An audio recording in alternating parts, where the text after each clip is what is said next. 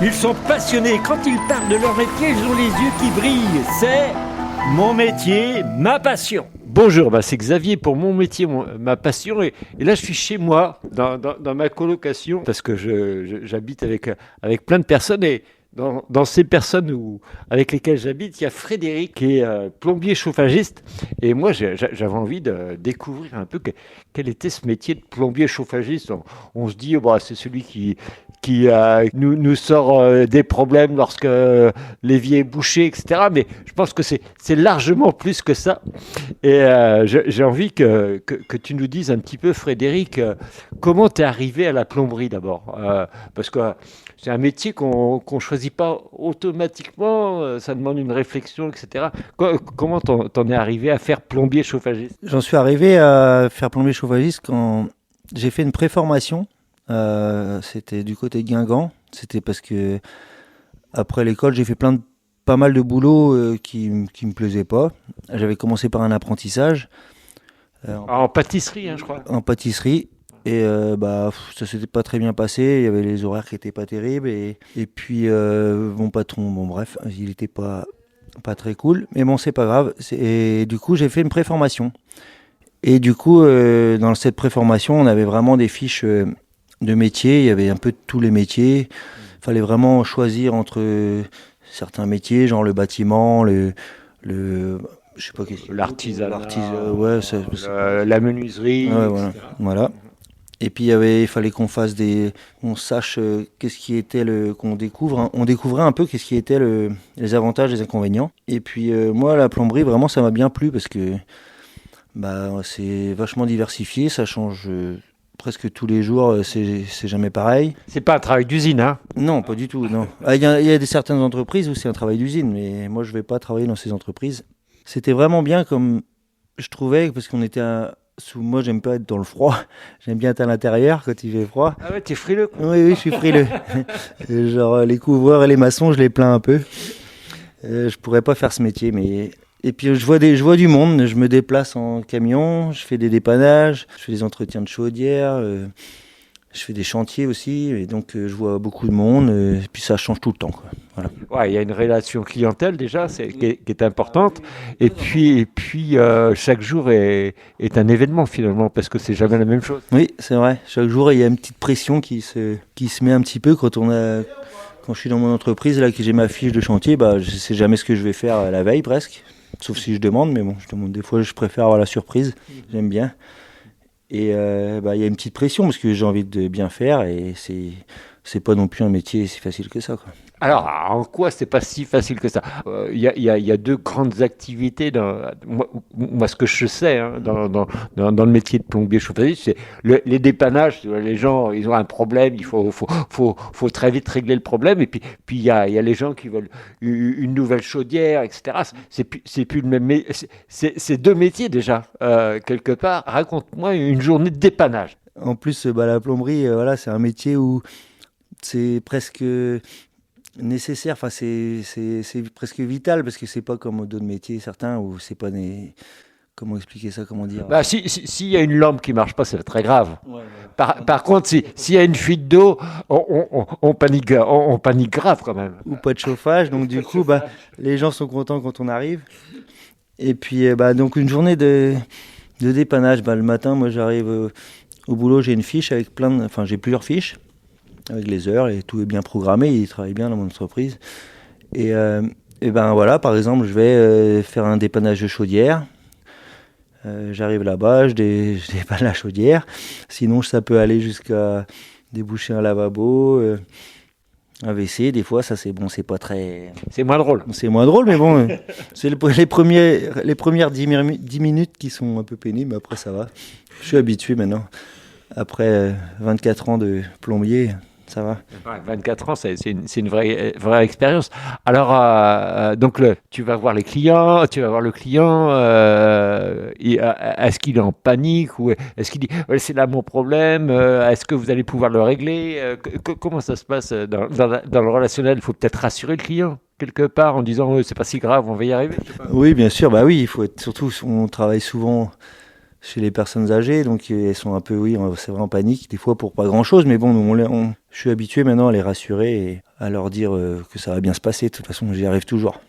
Ouais, ouais. Alors, quand tu dis tu y arrives toujours, ça veut dire que à chaque fois, il faut faire œuvre d'ingéniosité pour trouver le truc qui va régler le problème le plus vite possible. Ah bah oui, surtout que c'est jamais la même chose. En fait, c'est chaque chantier est différent, chaque dépannage est différent, chaque personne est différente aussi. Ils réagissent pas tous de la même manière en plus, donc il faut savoir diversifier la chose, quoi. Ouais, j'imagine que tu as le client qui dit bah, voilà, c'est là, je vous laisse vous débrouiller, et puis il va dans une autre pièce, et puis tu as l'autre qui est à tes pieds et qui regarde tout, si ça se passe bien, mal, etc. Ouais, et surtout, c'est ceux qui connaissent mieux que moi le travail qui m'expliquent. Ça, j'aime bien. C'est plus compliqué là. Oui, parce que c'est lui qui nous explique comment faire, alors que c'est pas du tout comme ça, mais bon. Mais il a un avis quand même. Oui, ah oui, il a un avis. Alors ça c'est pour les dépannages, et puis après tu peux faire des chantiers beaucoup plus importants, mettre tout un système de chauffage, ou mettre une chaudière, ou mettre une pompe à chaleur. Et tu me disais que aujourd'hui ton boulot c'était de mettre en place une pompe à chaleur. Explique-moi comment ça marche, parce que c'est des engins qui pèsent une tonne, ces trucs-là. J'en sais rien, mais j'imagine. C'est assez encombrant, c'est assez lourd, oui, des fois on a besoin d'un coup de main. Et oui, justement, ce matin, j'ai commencé par ça. Donc j'ai été sur un chantier et il a fallu déposer la chaudière gaz. Et vu le contexte en ce moment, les gens ils avaient fait un devis pour une chaudière gaz et une pompe à chaleur. En fait, ils n'ont pas été longs à décider la pompe à chaleur. Est-ce que tu peux donner la différence? Alors, bon, chaudière gaz, on comprend bien qu'il faut du gaz. La pompe à chaleur, ça marche comment? Une pompe à chaleur, ça prend les calories qui sont à l'extérieur avec une unité qui est à l'extérieur avec des ventilos qui captent les calories. La chaleur de l'air, quoi. Ouais, voilà, c'est des calories qui passent dans une unité intérieure et cette unité intérieure la transforme en chauffage. Et du coup, après, ça part dans les radiateurs, les planchers chauffants et voilà. Donc du coup, ce matin, j'ai enlevé la chaudière gaz.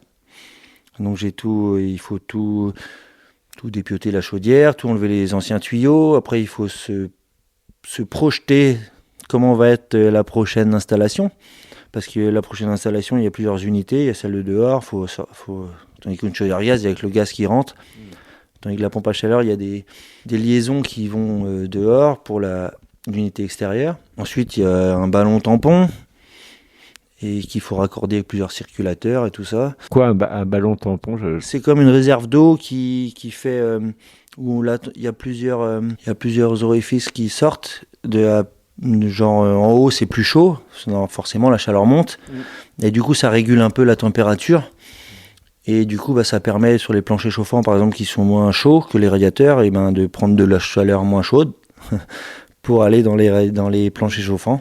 Oui, dans un plancher chauffant, si on a de l'eau qui tourne à 30 ou 40 degrés, c'est largement suffisant pour chauffer, alors que dans un radiateur, on va être plutôt à 60 degrés. Voilà, exactement. Une pompe à chaleur, ça pèse quel poids? Ça dépend, ça dépend de la puissance, ça dépend de la taille, bien sûr. Il y en a qui pèsent jusqu'à, je pense, 200 kilos même. Ouais. Alors comment tu manipules ça pour la rentrer dans la chaufferie, etc. Est-ce que tu es tout seul? Est-ce que là, tu siffles et tu dis copain, viens avec moi parce que je vais pas y arriver? Ouais, c'est ça. En plus, on a une bonne équipe dans mon entreprise, donc il y a pas de problème pour demander un coup de main. Donc oui, forcément, des fois, on a besoin d'un coup de main, mais des fois, j'arrive quand même à me débrouiller tout seul. Ça va, j'arrive à poser des trucs qui sont un peu lourds, mais il faut pas non plus abîmer le matériel. Donc je préfère appeler un collègue de boulot qui vient m'aider et puis seul, quoi. Alors vous la transportez, moi j'y connais rien du tout, hein, avec un Manitou, un diable, voilà. Un diable, ça suffit pour... Oh, des fois il faut mieux le transpalette, quand même, parce que c'est vraiment lourd. D'accord. Et puis en plus il faut que la porte elle laisse passer le truc, quoi. Ah oui, ça c'est Est-ce que tu as des problèmes comme ça des fois où la machine elle n'est pas adaptée à la porte? Ça va que mon patron il va sur les chantiers, il gère bien ses devis et normalement c'est réglé avant. Regarde ça, quoi. Oui.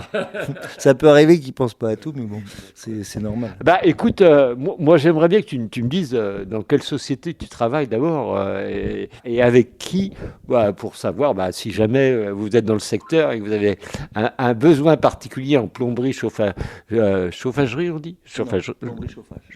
Plomberie, chauffage. Heureusement qu'il est là pour me rectifier. Elle s'appelle comment cette société? C'est Ronan Rouault, mais le chef de l'entreprise c'est Yvan. Et c'est à Vieux-Vy-sur-Couesnon. Sur le Couesnon, donc après, quand vous êtes à Vieux-Vy-sur-Couesnon, vous pouvez continuer, vous allez voir le Mont-Saint-Michel en 20 ou 30 minutes, et ça c'est aussi chouette. Voilà, je te remercie pour cette première émission. Voilà, on sait un peu c'est quoi ton métier, comment tu fais. On va fouiller un peu plus dans la deuxième émission qui se passera la semaine prochaine, et on va voir aussi quels sont tes objectifs, comment tu as galéré pour arriver à ton boulot, etc. Tous les trucs un peu bizarres, et ça va nous intéresser. Donc c'était Mon métier, ma passion avec Frédéric, et puis je vous souhaite une excellente semaine et je vous invite à nous écouter lundi prochain pour entendre encore Frédéric sur ses objectifs, etc.